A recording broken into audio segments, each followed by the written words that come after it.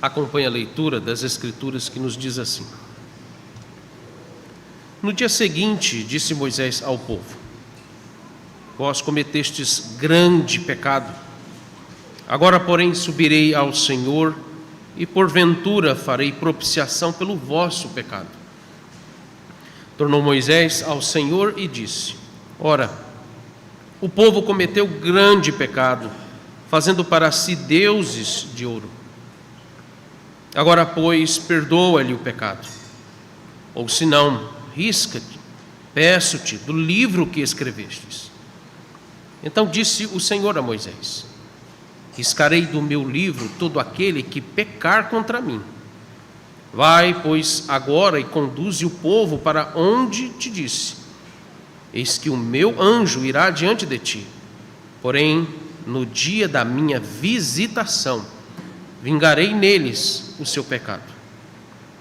Feriu, pois, o Senhor ao povo, porque fizeram o bezerro que Arão fabricara. Esta é a palavra do Senhor a nós. Amém. Oremos. Senhor, que as palavras dos meus lábios e o meditar do meu coração sejam agradáveis na Tua presença, rocha minha e Redentor meu. Oramos em nome do Teu Filho, Cristo Jesus, nosso Senhor. Amém. Meus irmãos, como sabemos, o capítulo 32 aqui do livro do Êxodo, ele trata do problema da idolatria do povo de Israel. E no último sermão nós vimos, nos versos anteriores que antecederam aqui, a partir do verso 17 até o 29, nós vimos as consequências da idolatria no meio do povo de Deus. E a primeira consequência foi terem sido expostos a uma vergonha pública, seja diante dos homens, mas essa vergonha pública ela se denota principalmente diante do próprio Deus. O quanto eles foram expostos a uma vergonha diante daquele que é o único e verdadeiro Deus, e o Deus do povo de Israel, o Deus que ele mesmo havia anunciado e dito que era o Deus que os livrou da escravidão do Egito e da casa da servidão. Então isso soa como uma consequência, porque eles são expostos a uma vergonha claramente pública diante de todos os que estão ao redor deles, todos os homens. E aqui nós temos, por exemplo, uma vergonha pública que envolve o povo, porque eles não apenas estão expostos a essa ignomínia diante de Moisés, mas diante do texto, quando nós verificamos anteriormente, um dos versos nos aponta para o fato de que Arão, ele deixou o povo exposto aos seus inimigos. Então, em alguma medida, de uma forma indireta, ainda que os inimigos de Israel não tenham, talvez por incompetência, e sabemos que pela providência de Deus isso não aconteceu, talvez Deus tenha cegado os seus inimigos, mas eles ficaram também expostos diante dos seus inimigos, ou seja, isso como uma exposição de uma vergonha pública. Como também nós vimos que essa vergonha pública e essa exposição também envolveu os líderes de Israel, que estão aqui representados inclusive na pessoa de Arão. Nós sabemos que Arão ele ficou ali como uma espécie de líder interino, um governante interino, vimos isso no capítulo 24, e ele deveria ter protegido o povo, ele deveria inclusive ter protegido o povo de si mesmo, do desejo de seguir em frente com aquela ideia absurda da idolatria. E ele é exposto a essa vergonha e essa ignomínia porque Moisés publicamente o confronta. E a própria resposta de Arão ao confronto de Moisés, quando Moisés o questiona por que ele permitiu que aquilo chegasse àquele ponto, por que ele permitiu que o povo pecasse, Arão dá uma resposta que ela mais ainda o expõe a essa vergonha pública. Então, a terceira consequência que nós vimos foram os castigos que caíram sobre o povo de Israel por causa dessa idolatria. Primeiro, nós vimos que eles foram obrigados a tomar a água que era do consumo ali diário deles, misturado com o pó do ouro e provavelmente de outros metais que estavam ali mistos e que tinham sido usados para fazer ali ou fundir o bezerro de ouro que eles usaram como objeto institucional de idolatria. O que inclusive nos aponta nesse primeiro castigo, ao terem bebido dessa água, obviamente, é claro que isso produziu um efeito orgânico absurdo, no mínimo eles tiveram uma disenteria, diarreia, seja lá como for, e tantos outros tipos de enfermidades causadas por essa contaminação. Mas o fato ali, o que simboliza esse castigo, lembrá-los que aquilo que eles adoravam era aquilo que eles eram também. A ideia é mostrar que, em outras palavras, eles se tornaram aquilo que eles se curvavam diante dos seus ídolos. Eles eram semelhantes aos seus ídolos. A ideia do ouro, o pó do ouro misturado à água contaminada, e o efeito que isso produziria, como eu disse, desinteria, é para claramente deixar ao povo de Israel, a consciência do povo de Israel, que os ídolos não passavam de excrementos, de coisas imundas e nojentas, e eles eram igualzinhos aos seus ídolos. O segundo castigo que o texto nos menciona, que nós vimos, foi a ordem que Moisés deu aos levitas, a todos os levitas, que matassem a fio da espada todos os que estavam tomados da loucura, da insanidade, das aberrações, da irracionalidade, da adoração que eles produziram àquele bezerro de ouro. O que o texto destaca nesse segundo castigo, dos versos 25 ao 29, é que Moisés, ele viu que o povo não ia atender o seu chamado. Eu fico imaginando a cena, você imaginar um lugar onde, não sei se vocês, talvez já sim, tenham a experiência de, ao passar por algum ambiente, algum lugar, onde as pessoas elas estão bêbadas, estão em meio a arruaças, geralmente isso acontece em botecos, portas de entrada de boates ou de lugares bem, digamos, deploráveis, degradantes moralmente falando, e você tenta convencê-las ou tirá-las desse lugar, ou fazer com que elas parem com aquilo, e elas não vão te ouvir, porque elas estão tomadas de uma insanidade, de uma irracionalidade, de uma loucura tal, que elas não vão ouvir. O texto então nos remete a esse momento em que Moisés, ele sai para fora do arraial, ele sai do meio do acampamento, vai para a entrada do arraial, a entrada do acampamento, e ele chama os que estão conseguindo ouvir, de fora do arraial. É uma clara imagem de que ele está ali separado daquele ambiente, ele não faz parte daquilo. Como um homem que separado, ele acabou de descer do monte, um homem que estava desfrutando da santidade de Deus, um homem que estava tomado pela santidade de Deus, não ia ficar e não ia suportar estar no meio daquela imundície.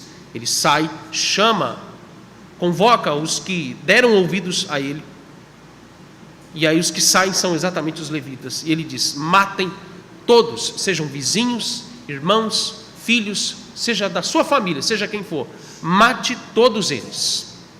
O texto não nos detalha, mas ele nos dá claramente a ideia no seu contexto de que os que morreram, e o texto fala que ali morreram, caíram no fio da espada 3.000 pessoas, esses que morreram foram os que estavam de dura serviço, ou seja, pessoas que não deram ouvidos ao chamado de Moisés, pessoas que não queriam abandonar os seus ídolos, ou seja, que não estavam ali tomados naquele momento de arrependimento ou de contrição por causa da insanidade da sua idolatria. Então uma das coisas que nós inclusive aplicamos e consideramos a respeito disso foi que a Igreja de Cristo, por ela estar exposta a estas mesmas insanidades deploráveis da idolatria, porque o texto aqui, como vocês já sabem, o texto ele nos remete a aplicações sobre o problema da idolatria, desde a sua origem até as suas consequências, dentro da igreja, não é fora dela. O povo de Israel aqui representa a Igreja de Cristo como um todo. Então, o problema da idolatria, desde a sua concepção até o seu desenvolvimento, como também as suas consequências, envolve a Igreja de Cristo. Isso significa que, apesar de Deus ele perdoar, apesar de Deus agir com a sua graça e não nos consumir com a sua ira, isso não significa que ficaremos isentos do seu julgamento ou que ficaremos isentos das consequências dos nossos pecados e principalmente da nossa idolatria.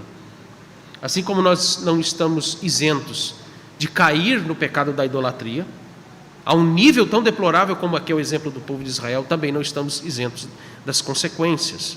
Como também, irmãos, o texto nos aponta para a ideia de que essas consequências já manifestam aqui um julgamento de Deus com respeito à idolatria do seu povo. Deus não julga e castiga apenas os ímpios com a sua idolatria, mas Deus também julga e castiga a sua igreja quando ela também se envolve com idolatria. Isso é algo que a gente precisa ter consciência, é o que nós vimos no sermão anterior. Por isso, no sermão de hoje, pensando nesse aspecto que envolve, essas consequências envolvendo o julgamento de Deus a respeito da idolatria do seu povo, o sermão de hoje nós vamos seguir aqui analisando os versos 30 e 35, e novamente esse texto, ele nos leva à intercessão de Moisés em favor do povo de Israel, como parte desse processo do julgamento de Deus contra a idolatria deles. Essa intercessão de Moisés em favor do povo de Israel é a continuidade desse julgamento. Veja, nós podemos concluir, à luz aqui do que nós já vimos até agora, inclusive dos versos que lemos, que a primeira fase deste julgamento já se concluiu quanto ao juízo de Deus ter se manifestado através de Moisés, quando Moisés faz justiça como representante ali, como líder do povo de Israel. É o que nós acabamos de revisar aqui. Mas veja, a situação, ainda que Moisés já tenha dado sinais desse julgamento, mas esse julgamento em si, ele não está totalmente resolvido. Percebam que, apesar de apenas 3.000 pessoas terem sido mortas ao fio da espada, e isso já foi suficiente para causar, veja, mudar abruptamente o cenário, mudar abruptamente o ambiente que o povo de Israel está inserido, de insanidade e irracionalidade, para agora um terrível temor por parte do povo de Israel, porque essas 3.000 mortes causaram agora o efeito de levá-los a esse assombro em ver que Deus não ia poupar a vida deles por causa da sua idolatria. E isso nos leva ao fato de que, morrendo 3.000 pessoas, eu fico imaginando como estava o coração dos demais que foram poupados.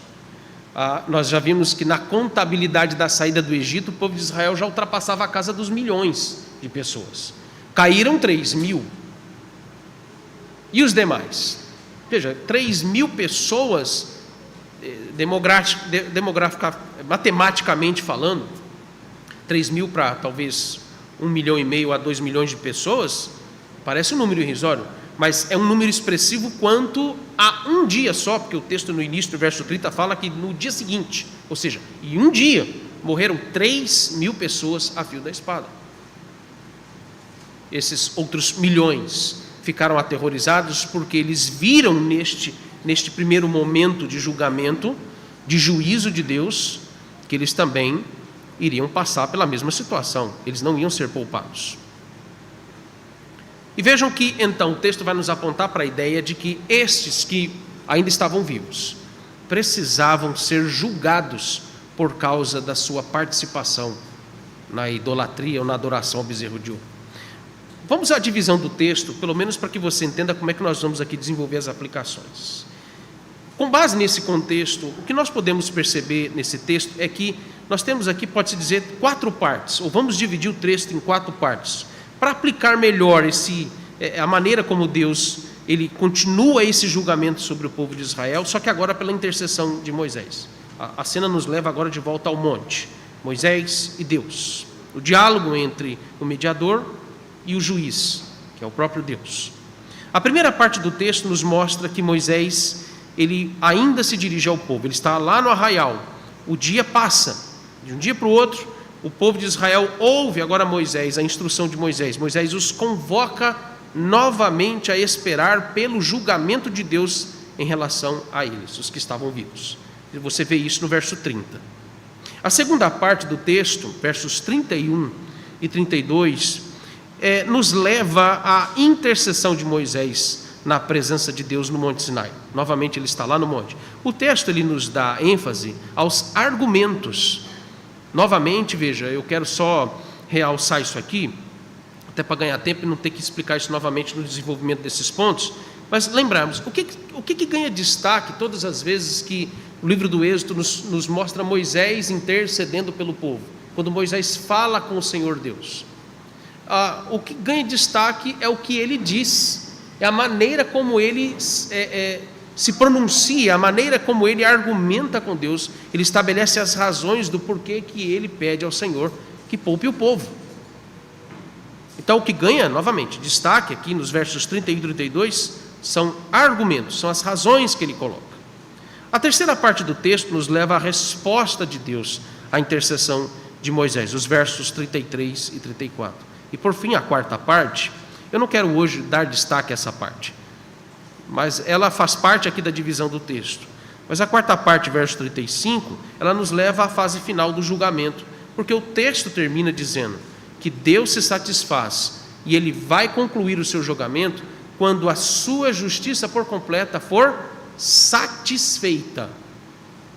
Bom, todo pecado tem que ser pago, né? Todo pecado cometido contra Deus, ele não vai ficar ileso. O verso 35, então já me adianto nesse ponto, até porque, como eu disse, não vou comentá-lo aqui, não quero dar força a ele aqui no sermão, porque teremos muito mais tempo para ter que tratar só sobre esse último ponto, mas já fique aqui para nós, antecipado, a aplicação de que não tem pecado que vá ficar sem ser tratado na presença de Deus, porque Deus é justo. Todos os nossos pecados são tratados na presença de Deus. Eles não ficarão isentos de serem julgados. E o texto está nos mostrando isso, porque no final o texto diz que esse julgamento se conclui quando aquilo que Deus havia pronunciado, em dizer, olha, eu vou poupar o povo, mas eu vou julgar esse povo. E o texto diz que Deus fez isso, ao ferir o povo por terem cometido idolatria, ao terem adorado o bezerro de ouro que Arão fabricou, que Arão fundiu. Verso 30, então, vamos ao primeiro ponto. Verso 30, ele está ligado, para que você compreenda melhor essa primeira parte, ele está ligado aos versos 25 a 29.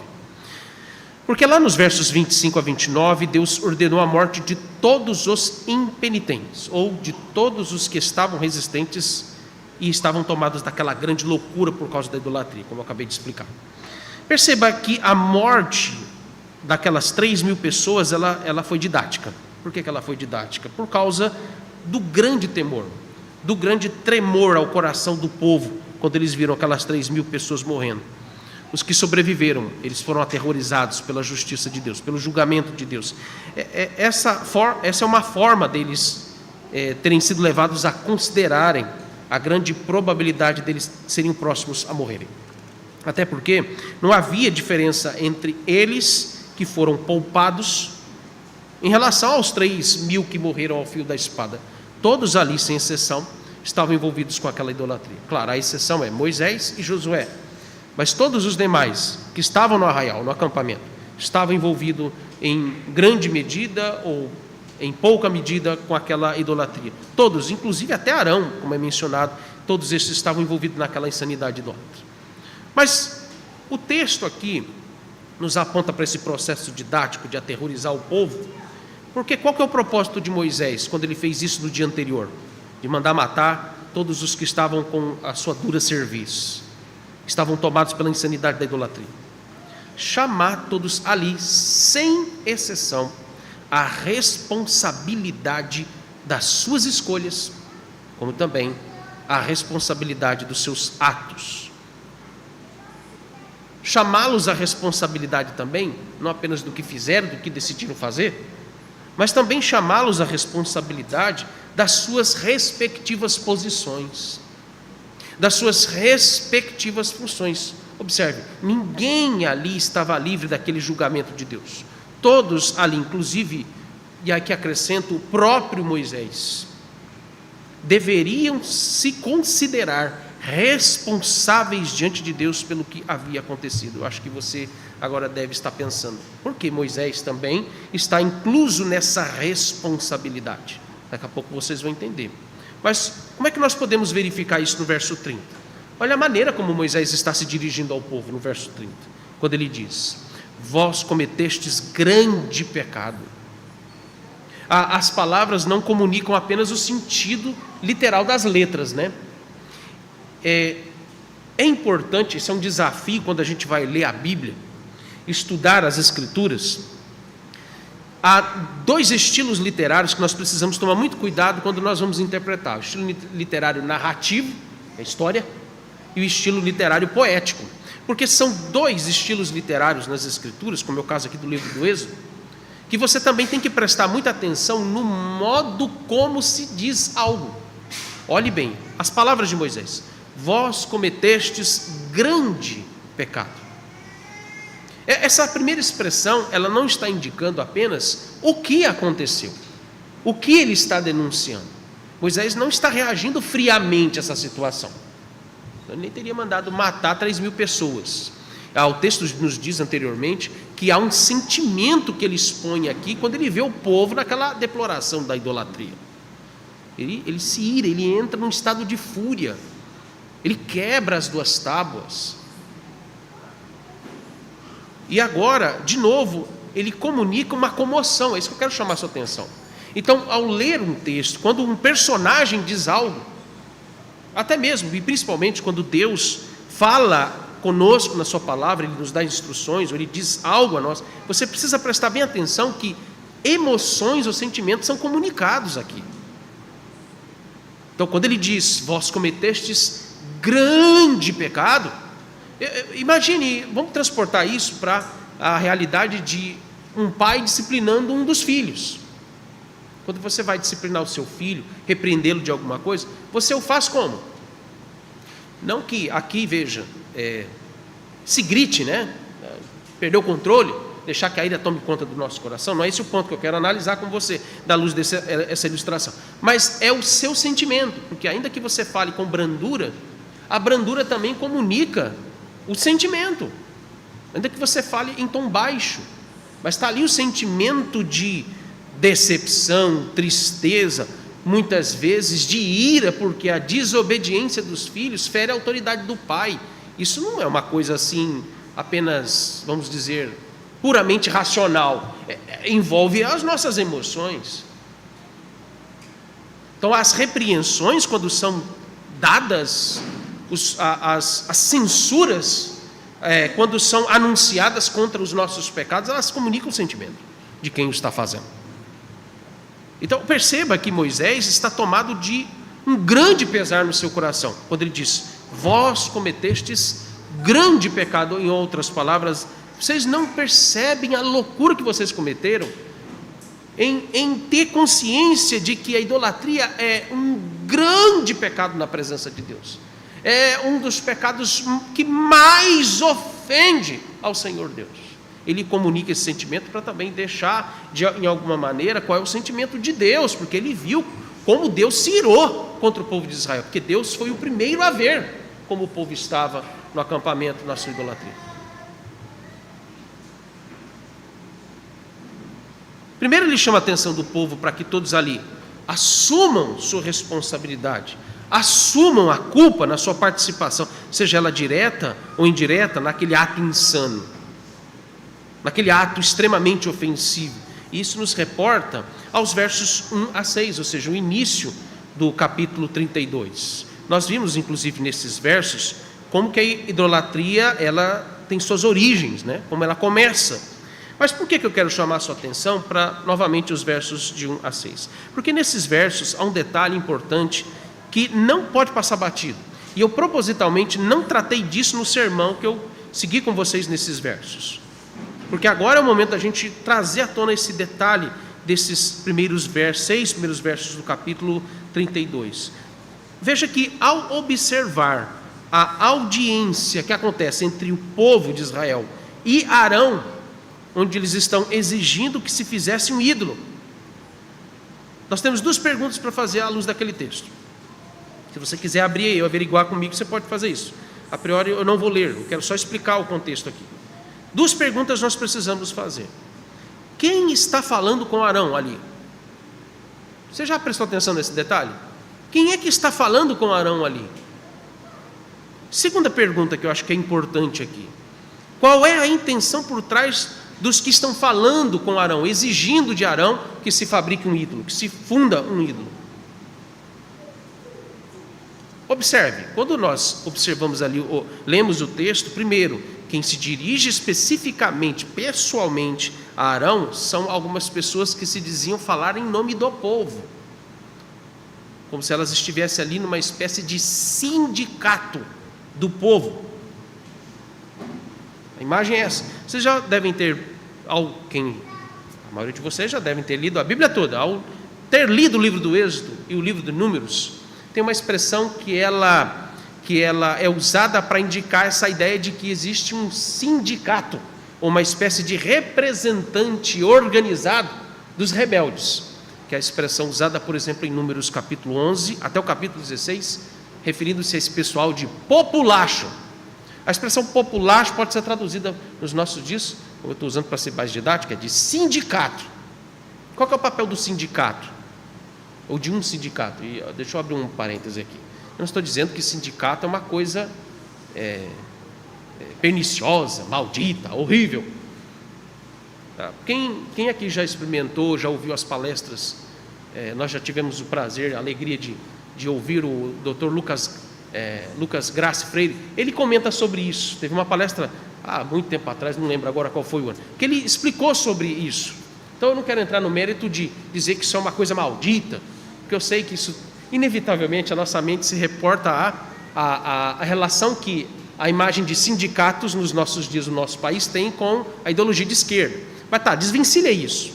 Eu não quero chamar sua atenção para isso. Quero chamar sua atenção para a característica de um grupo organizado que diz representar a vontade popular, o desejo do povo. E se eles foram até Arão, é porque isso foi legitimado. É o populacho que está aqui falando com Arão.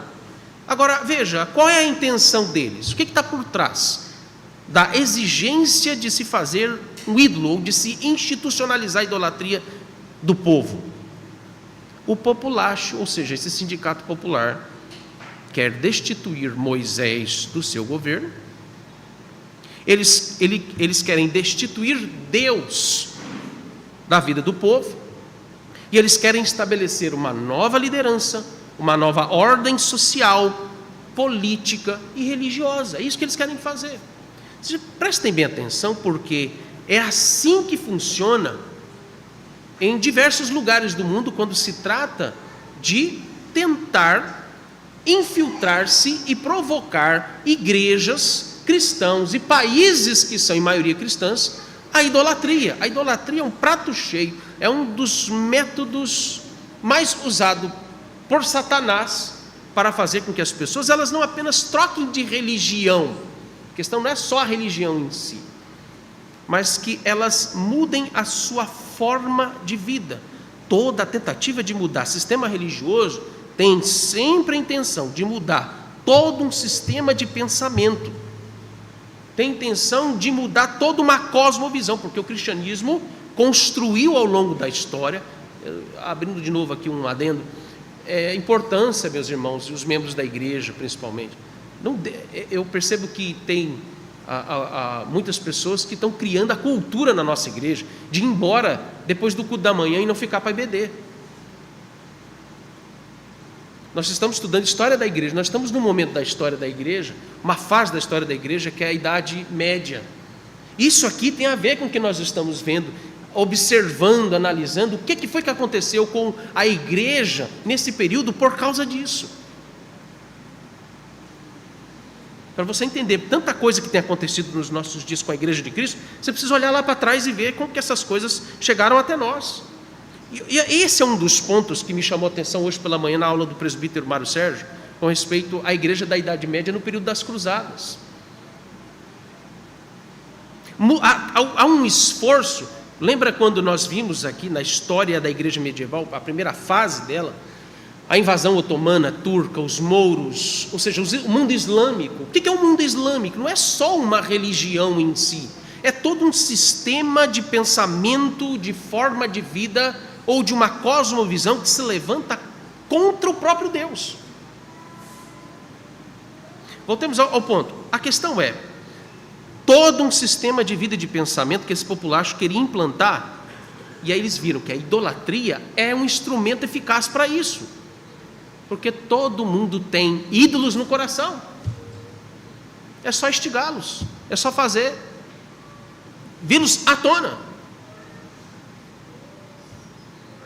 Isso está bem exemplificado na história através do surgimento, se pensarmos nos nossos dias, de movimentos, agora sim, serve como exemplo aqui bem palpável a nós, como por exemplo o marxismo, o materialismo, por que são duas correntes filosóficas associadas, por exemplo, ao ateísmo moderno.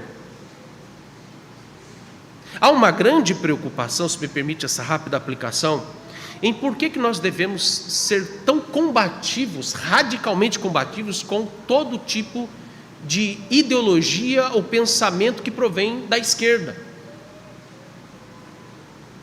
Porque ela lida exatamente com esse propósito que o populacho também tentou fazer com o povo de Israel na ausência de Moisés.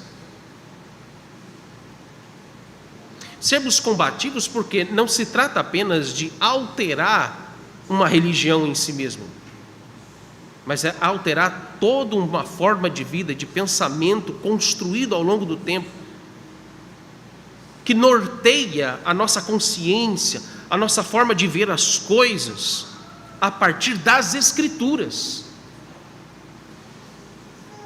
E aí veja, a quantidade de igrejas locais que estão tomadas, o cristianismo brasileiro, por ser de um cristianismo influenciado por uma mentalidade de religião mística e populista. Então você tem muitos populachos dentro de igrejas locais. E o que eles estão usando para fazer o povo se afastar de Deus e da sua palavra? A ideologia de esquerda.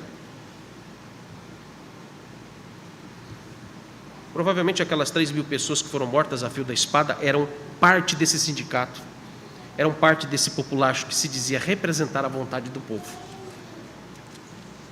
O ponto aqui, irmãos, é que naquele momento do julgamento todos deveriam se considerar responsáveis por terem permitido, no mínimo por eles terem consentido e participado de toda aquela trama envolvendo os ídolos do seu coração.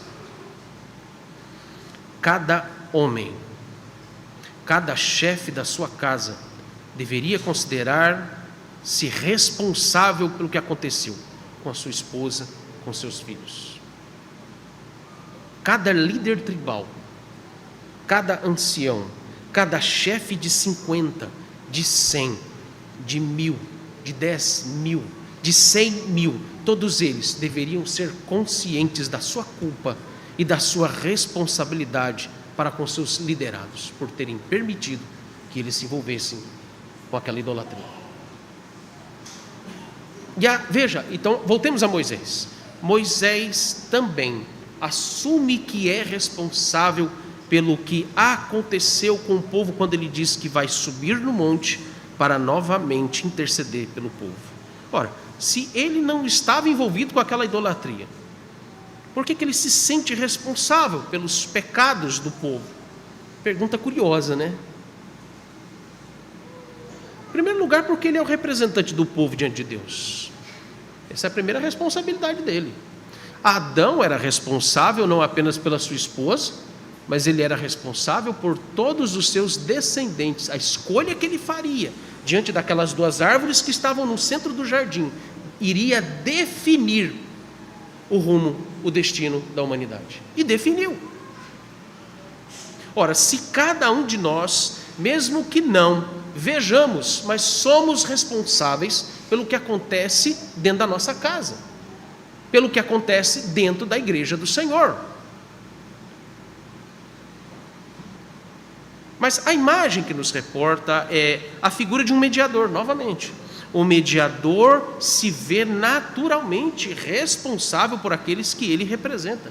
Segunda resposta a essa pergunta é porque Moisés também, ele age como um líder íntegro, ele age como um líder honesto diante de Deus. Ele admite que, apesar de não ter participado daquela idolatria, ele é parte daquele povo idólatra. Os versos 31 e 32, inclusive, nos leva à intercessão agora de Moisés pelo povo, a segunda parte do sermão. O que esses versos nos dizem? Tornou Moisés ao Senhor e disse: ora, o povo cometeu grande pecado, fazendo para si deuses de ouro. Agora, pois, perdoa-lhe o pecado, ou se não, risca-me, peço-te, do livro que escreveste. Moisés, ele revela 2 posturas claras nas suas palavras e nos seus argumentos nessa intercessão. Primeira coisa, ele revela um ódio. Segunda coisa, ele revela um afeto. Novamente isso vem à tona, como a gente percebeu no sermão anterior. Ele revela um ódio pelo pecado do seu povo. Olha o verso 31. Ora, o povo cometeu grande pecado. De novo, ele repete essa mesma expressão que ele disse ao próprio povo.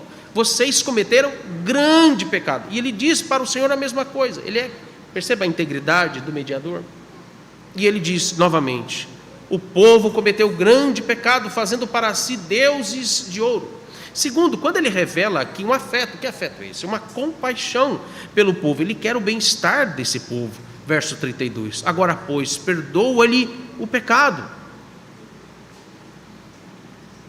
O verso 31, perceba que no verso 31, Moisés fala como quem está sendo subjugado com os horrores do pecado do povo, quando ele diz: este povo cometeu grande pecado. Lembra que eu disse? A leitura de um texto narrativo, na fala, no diálogo de um personagem, ele comunica comoção, sentimento. Ele está agora aqui mostrando diante de Deus o peso desses pecados, o horror de todo esse pecado.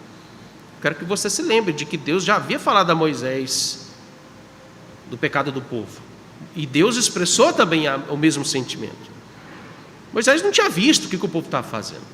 Mas agora Moisés, tendo experimentado o horror dessa deploração da idolatria deles, ele faz aqui uma espécie de lamento, de uma queixa. Ele sentiu na pele o horror da idolatria do povo.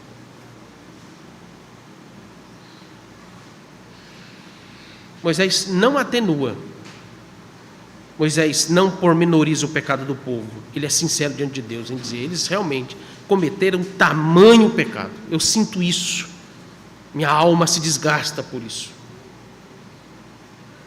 Veja que quando ele se dirige para falar com o povo, ele fala em forma de uma condenação, mas quando ele se dirige a falar a Deus para interceder pelo povo, ele fala em forma de confissão de pecados. Perceba o papel do mediador. Quando nós oramos confessando os nossos pecados, se o fazemos sinceramente, sentindo esse mesmo horror imundício dos nossos pecados, se somos tomados por um verdadeiro arrependimento nessa confissão de pecados, o nosso Senhor Jesus comunica esse sentimento, esse horror, porque Ele também sente diante de Deus Pai o quão terrível são os nossos pecados. Ele comunica essa sinceridade na presença de Deus, como uma forma verdadeira de comover a Deus Pai,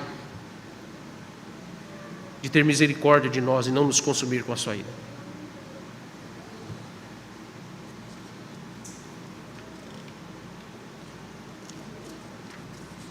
O verso 32 nos revela que o pedido do intercessor é mais do que justo, porque ele pede pelo perdão dos pecados da idolatria daquele povo.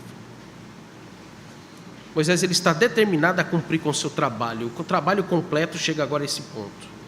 Veja que naquele momento o seu único trabalho como representante do povo é sair dali com uma única resposta: Deus perdoou o pecado do seu povo.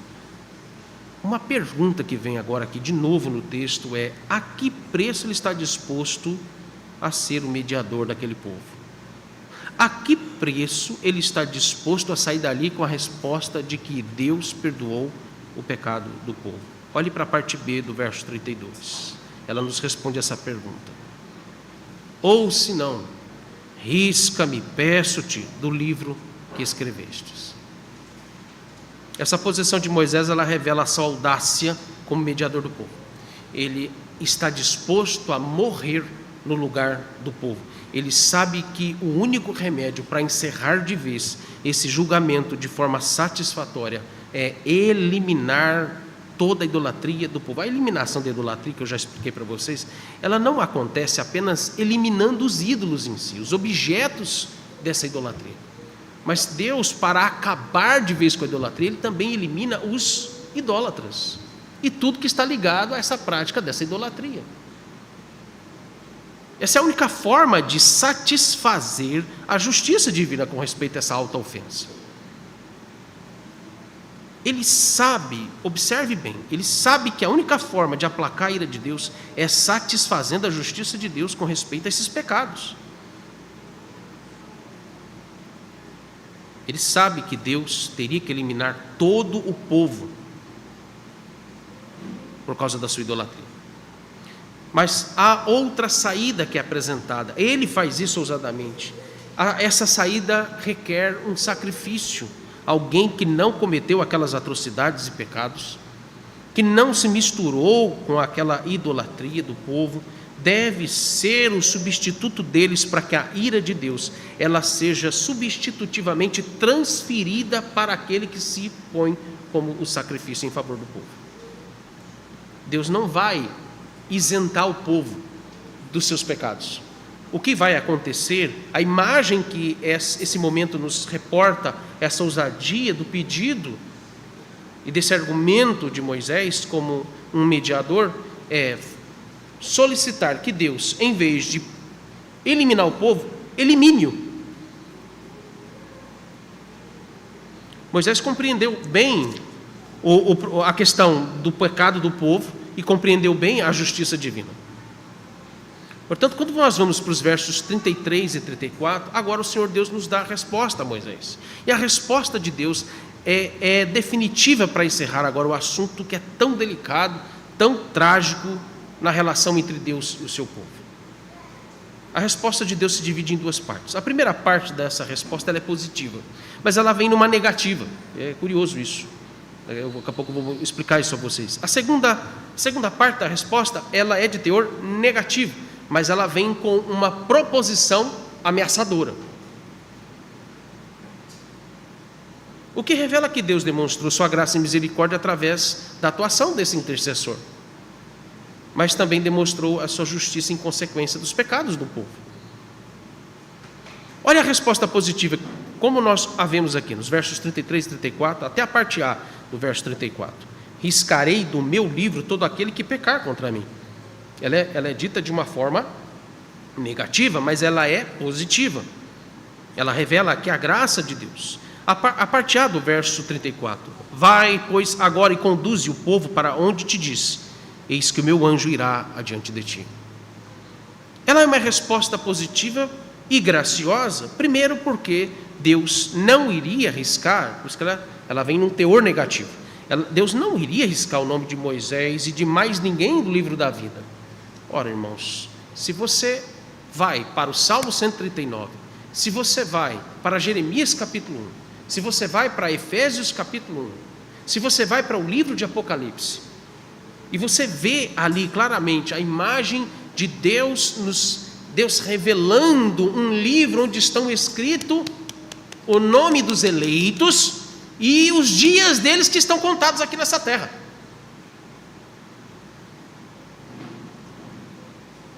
Deus não vai contrariar a sua imutabilidade, os seus decretos. Deus não vai contrariar a quem Ele, antes da fundação do mundo, escolheu para a salvação. E o que Ele está dizendo é isso. Riscarei do meu livro todo aquele que peca contra mim. Ou, em outras palavras, Ele está dizendo a Moisés duas coisas importantes. Ele está dizendo, eu vou poupar, não vou riscar o teu livro do nome da vida, não vou te matar, Moisés. E por outro lado também ele está dizendo, você não é o mediador eficaz do povo. Daqui a pouco vocês vão entender isso nas aplicações. O povo que ali sobreviveu à morte daquelas 3.000 pessoas foram poupadas de antemão por causa da graça de Deus. Não foi por causa da comoção de Moisés diante de Deus. Outro ponto importante é que Moisés, ele não era, eu até disse isso aqui, ele não era um mediador perfeito, ele não era um mediador satisfatório como seria o nosso Senhor Jesus Cristo. Mas em segundo lugar, Deus permite mais uma vez que o povo siga adiante para a terra prometida sob a condução do anjo do Senhor. Esse é o mesmo anjo que aparece no capítulo 23, dos versos 20 ao 23. Lembram disso? O que é dito lá? Eis que envio um anjo adiante de ti para que te guarde pelo caminho e te leve ao lugar que tenho preparado. Guarda-te diante dele e ouve a sua voz e não te rebeles contra ele, porque não perdoará a vossa transgressão, pois nele está o meu nome. Mas se diligentemente lhes ouvires a voz e fizeres tudo o que eu disser, Então serei inimigo dos teus inimigos e adversário dos teus adversários, porque o meu anjo irá diante de ti e te levará aos amorreus, aos heteus, aos ferezeus, aos cananeus, aos heveus e aos jebuseus, e eu os destruirei. Aqui nós temos uma referência do perfeito e único mediador da Igreja de Deus em todos os tempos, que é a segunda pessoa da Trindade. É ele que recebe esse título de o anjo do Senhor. E este o anjo que aparece como substituto não apenas do povo, mas também do próprio Moisés, porque Moisés não suportaria ser por completo e eficazmente o mediador para a remissão de pecados de todos os eleitos. Não era só do povo de Israel, de todos os eleitos. Quando o Senhor Deus diz, vai, conduz esse povo, porque o meu anjo irá diante de vós, ele está considerando que é este anjo que está sendo apresentado e anunciado que futuramente seria esse eficaz mediador através do seu sacrifício da morte de cruz. Quem é que então teve o seu nome riscado do livro da vida para que o nosso nome não fosse riscado? O nosso Senhor Jesus. Riscar do livro da vida é receber maldição, é ser considerado fora do povo de Deus, é ser tratado com ignomínia, é receber a ira de Deus, é ser esmagado pelo furor de Deus. O que foi que aconteceu com o nosso Senhor Jesus?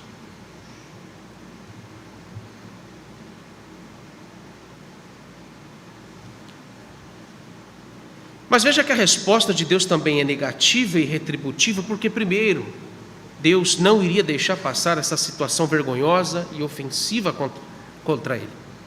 Segundo, porque também Deus se viria satisfeito na sua justiça em vingar aquele terrível pecado contra o povo de Israel, trazendo ainda mais castigos temporais. Um dos castigos, e aí eu quero me remeter principalmente ao verso 35, quando ele diz, feriu o povo, o Senhor ao povo, porque fizeram o bezerro que Arão fabricara. Ao longo de todo o tempo e período em que eles estiveram no deserto, várias pragas, vários castigos temporais caíram sobre eles, mas principalmente porque esse texto, ele nos remete também ao fato de que essa primeira geração, que exigiu a fundição do bezerro de ouro, não entrou na terra prometida. Não entraram.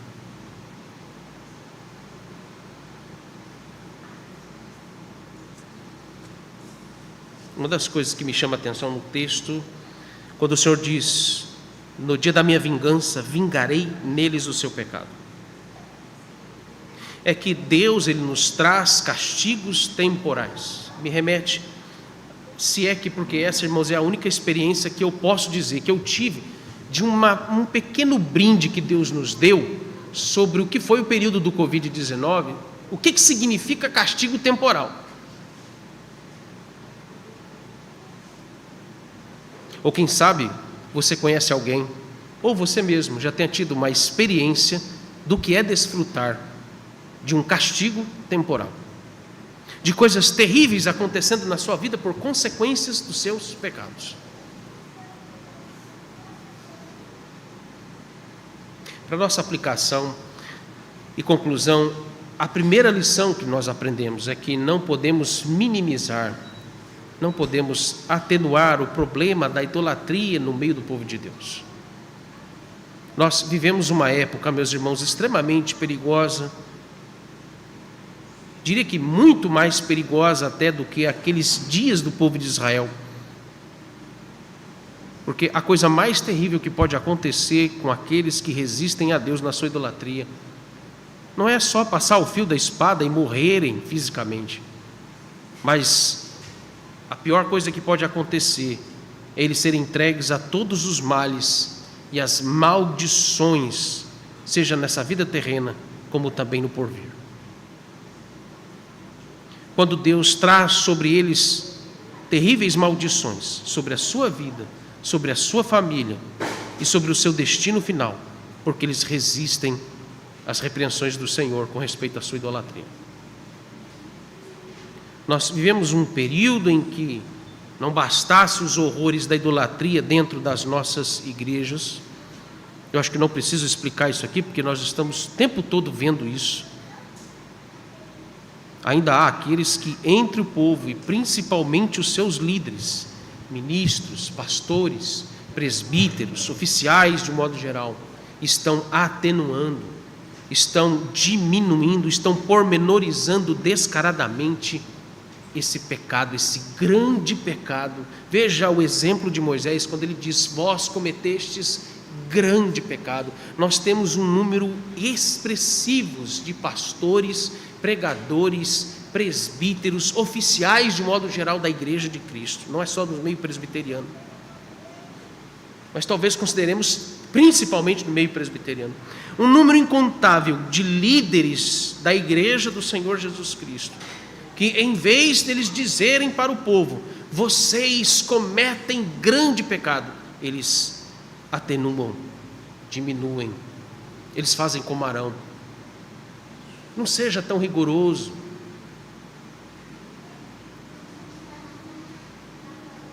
Não vamos exagerar.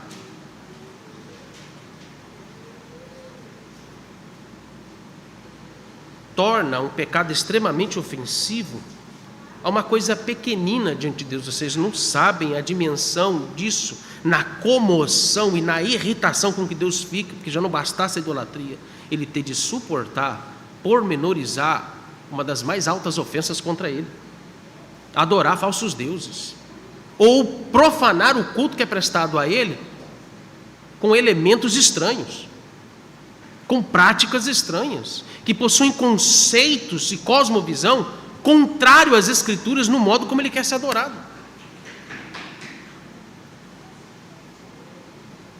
Vocês não sabem e não têm a dimensão de quanto isso é tão ofensivo a Deus, do quanto isso irrita e provoca o furor de Deus. Pior do que a própria idolatria é a tentativa de torná-la um pecado inofensivo e pequeno diante dele. Mas a segunda lição que nós devemos ter é que todos nós devemos nos ver responsáveis pela idolatria que tem se instaurado na Igreja de Cristo nos nossos dias. Veja, meus irmãos, todos nós somos parte da igreja visível desses dias. Então, considere-se parte dessa igreja, considere os problemas dessa igreja atual. Eu falo dessa igreja atual, a geração. E principalmente, considere os pecados e a idolatria da igreja desses dias atuais. Principalmente nós que somos chefes das nossas casas, maridos, pais, diáconos, presbíteros, ministros da igreja, nós devemos nos ver responsáveis por tudo o que acontece, seja dentro da nossa casa ou na nossa igreja local. Nós devemos ter consciência de que não somos fulminados com a ira de Deus, como Ele tem feito em muitos outros lugares, igrejas, países, nações. Mas não quer dizer que Ele está nos isentando de estarmos na lista daqueles que estão sob julgamento severo dEle. O que acontece dentro da nossa casa, mesmo que não saibamos ou vejamos, é de nossa responsabilidade. Mesmo que os nossos filhos pequem contra Deus, fora das nossas vistas, isso não nos exime de sermos responsáveis por eles e pelos seus pecados.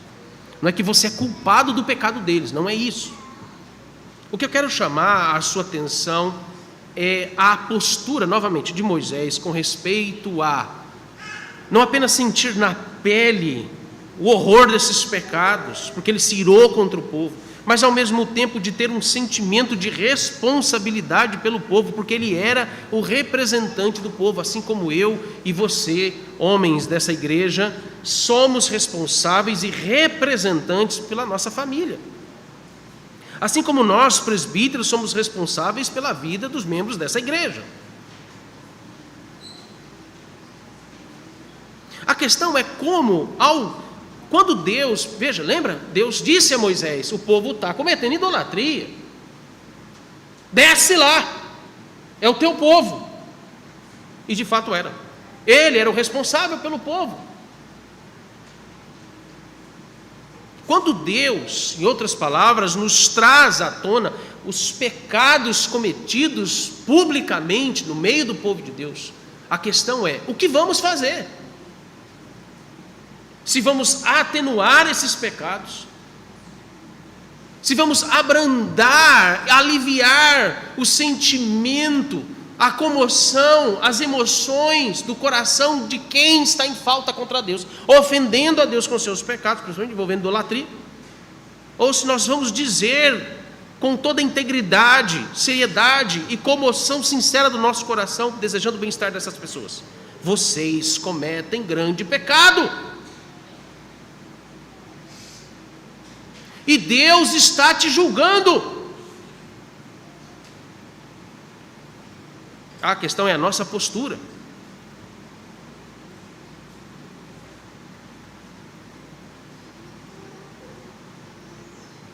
Entenderam por que Moisés disse: eu também sou responsável por vocês? Sou responsável pelo que está acontecendo aqui. Irmãos, eles estavam lá, ele estava na presença do Senhor. O que tinha a ver com o que estava acontecendo ali? Tinha tudo a ver. Ele era o representante do povo.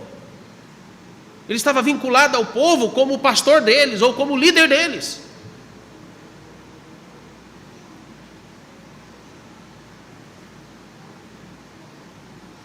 Nós presbíteros devemos sempre ter uma postura semelhante ao de Moisés.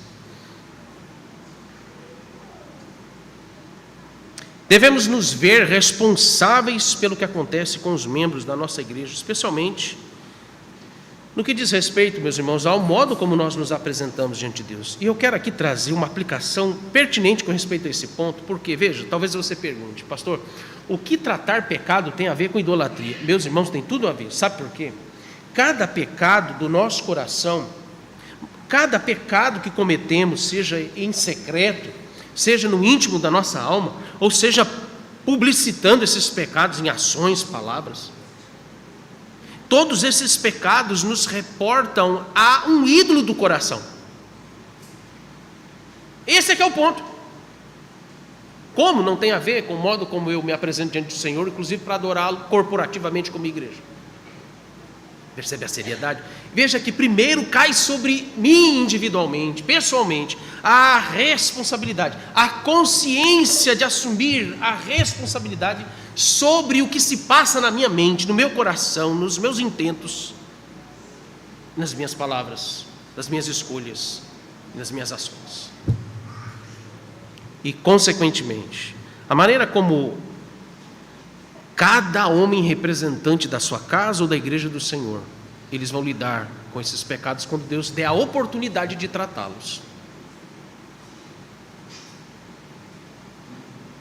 Pecados não tratados, eles são como portas ou portões ou porteiras escancaradas, abertas, descadeadas, para que os ídolos sejam institucionalizados no culto ao Senhor. E aí, meus irmãos, o processo é irreversível, porque quem é que vai tirar os ídolos do meio do povo de Deus?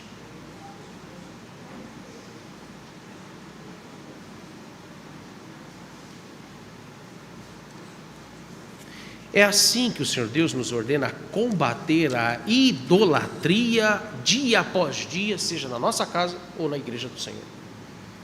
Combatendo os pecados. Os pecados são a personificação dos nossos ídolos, antes de qualquer coisa.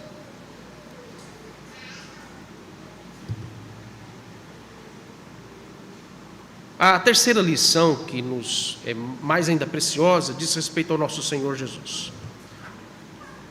Ele aqui nos é apresentado como, novamente, o único perfeito mediador. Jesus, ele toma para si, olha uma das características fundamentais aplicada à tipologia que é em Moisés.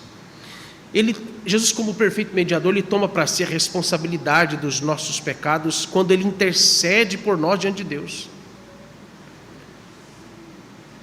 O que eu quero dizer é que Jesus, assim como Moisés, ou a semelhança de Moisés, não é igual a Moisés, mas a semelhança de Moisés. Nosso Senhor Jesus, não tendo pecado, sendo santo, mesmo sem pecar, Jesus, ele sente na pele, ele sente na sua alma. Lembre-se que ele tem ainda a sua natureza humana, perfeita, glorificada diante de Deus Pai. Está lá o corpo e a alma dele na presença de Deus Pai, no Monte Santo do Senhor. e ao mesmo tempo Ele desce até nós.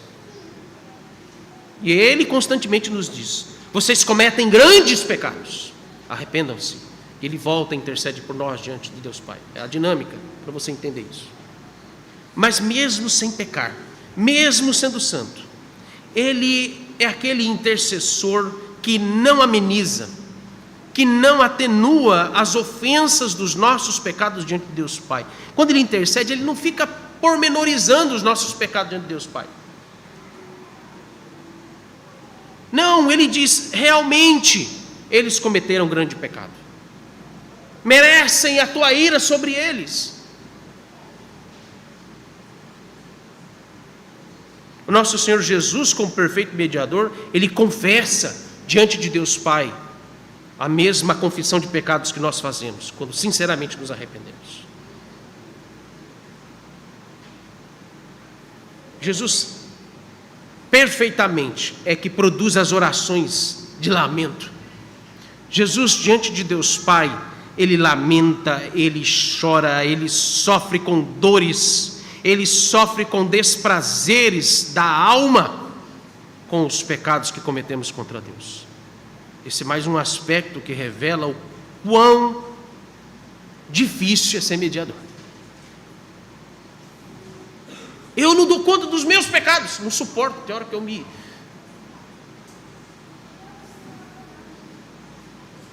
Mas o nosso Senhor Jesus, Ele tem esse poder, essa capacidade de constantemente suportar todos os pecados cometidos todos os dias da nossa vida.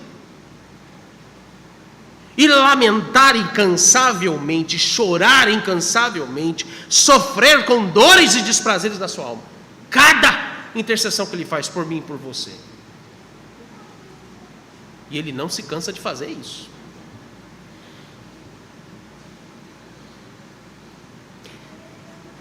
Perfeito mediador, que não se cansa de perdoar pecados. E uma ofensinha que alguém causa a mim, eu não sou capaz de perdoar o meu irmão.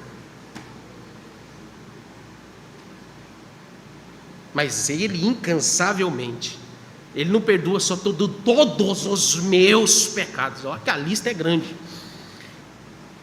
Mas Ele perdoa todos os pecados de todos os eleitos. E Ele não se cansa de interceder por eles.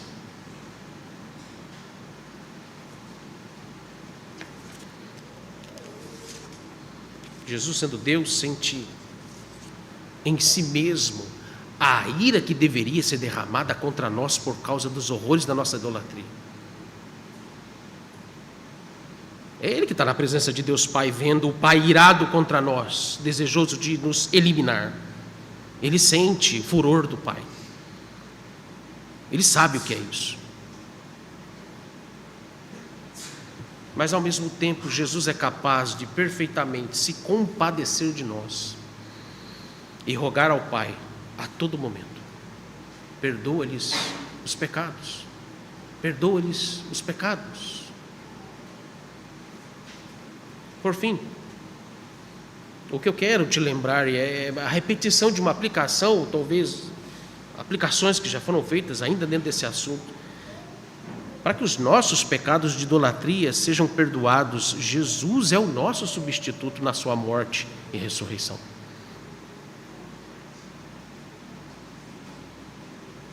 À semelhança de Moisés, Jesus se dispôs a receber a ira de Deus para satisfazer sua justiça retributiva e resolver de uma vez por todas o problema da nossa idolatria.